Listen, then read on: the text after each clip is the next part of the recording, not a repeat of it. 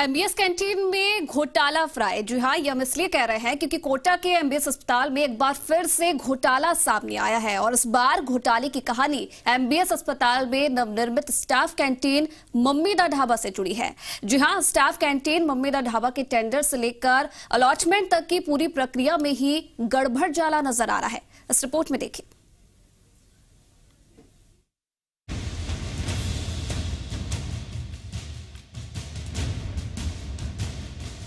MBS अस्पताल अब सिर्फ नाम के लिए ही अस्पताल रह गया है।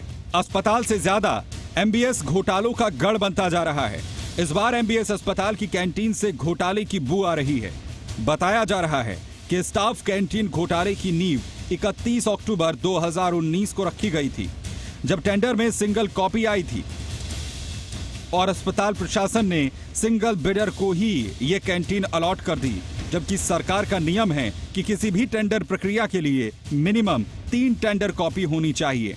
लेकिन फिर भी अस्पताल प्रबंधन ने कैंटीन के लिए आई इकलौती फर्म विशाल एंटरप्राइजेज को स्टाफ कैंटीन का ठेका दे दिया।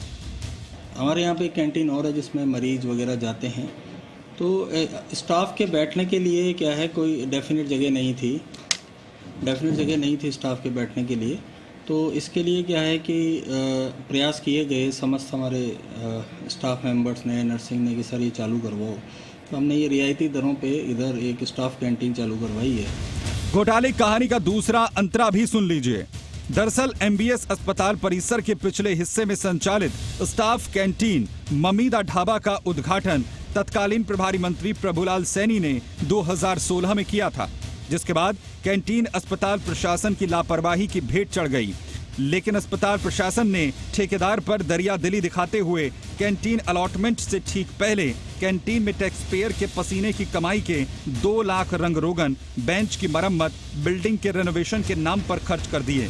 तो तीसरे घोटाले की कहानी ये कि 24 जनवरी 2018 को पीडब्ल्यूडी ने कैंटीन परिसर का रेंट असेसमेंट किया था। साथ ही पीडब्ल्यूडी ने 38,224 रुपए किराया निर्धारित किया था।